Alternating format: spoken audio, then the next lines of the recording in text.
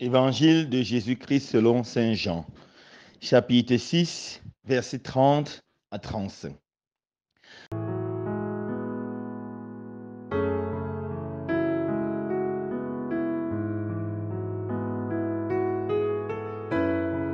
En ce temps-là, après la multiplication des pains, la foule dit à Jésus, quel signe vas-tu accomplir pour que nous puissions le voir et te croire? Quelle œuvre vas-tu faire? Au désert, nos pères ont mangé la manne, comme dit l'Écriture. Il leur a donné à manger le pain venu du ciel. Jésus leur répondit, Amen, amen, je vous le dis. Ce n'est pas Moïse qui vous a donné le pain venu du ciel. C'est mon Père qui vous donne le vrai pain venu du ciel. Car le pain de Dieu, c'est celui qui descend du ciel et qui donne la vie au monde. Il lui dit alors, Seigneur, donne-nous toujours de ce pain. Jésus leur répondit, Moi, je suis le pain de la vie. Celui qui vient à moi n'aura jamais faim. Celui qui croit en moi n'aura jamais soif. Acclamons la parole de Dieu. Louange à toi, Seigneur Jésus.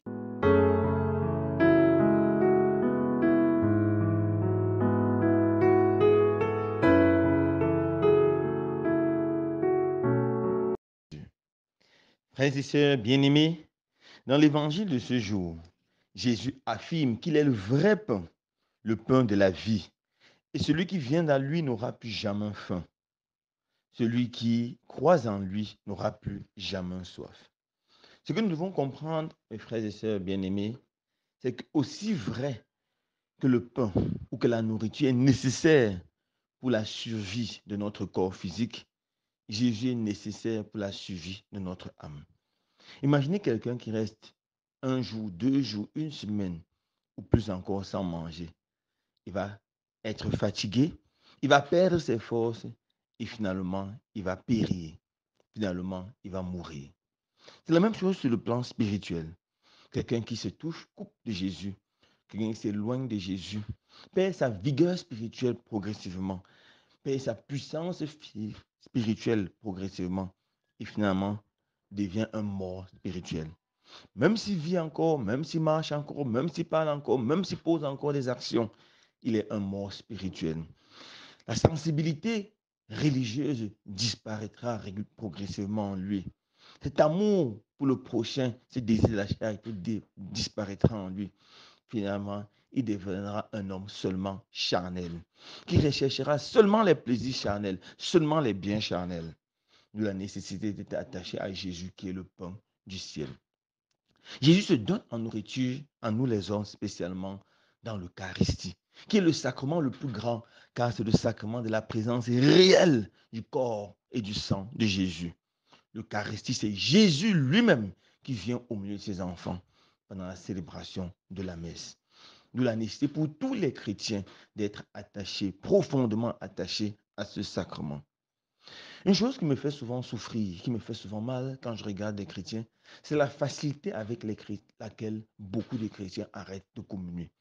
On voit les enfants quand ils sont jeunes, ils ont le désir de la première communion, ils vont à la catéchèse, ils font 1 année, 2 années, 3 années de catéchèse.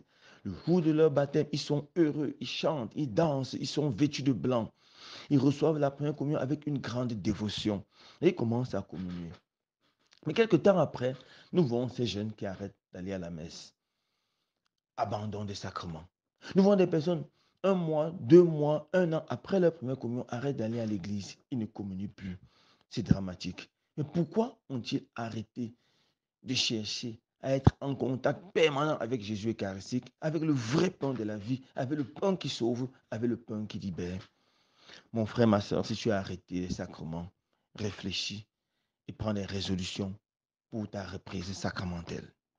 Nous voyons aussi des jeunes qui sont chrétiens, baptisés, qui communient et qui entrent si facilement dans un mariage, souvent polygamique. Elles deviennent deuxième, troisième femme.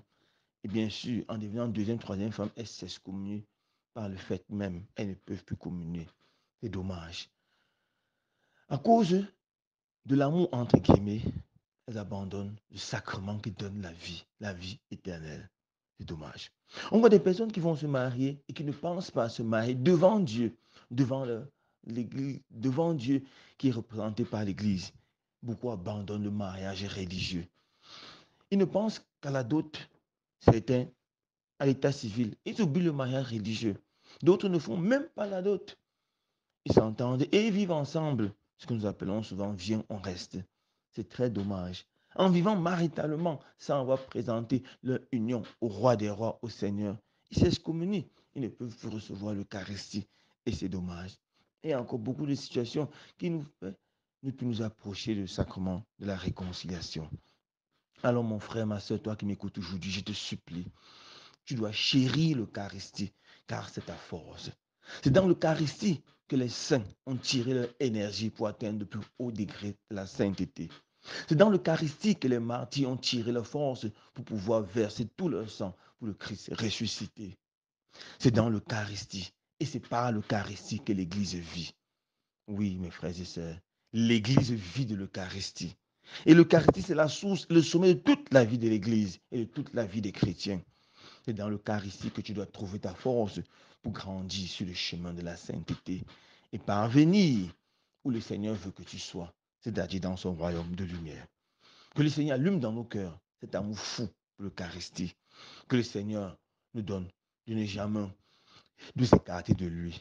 Car lorsque nous écartons du Seigneur, le péché nous domine. Et lorsque nous rapprochons du Seigneur, la sainteté entre dans nos cœurs et dans nos vies. Loué soit Jésus-Christ.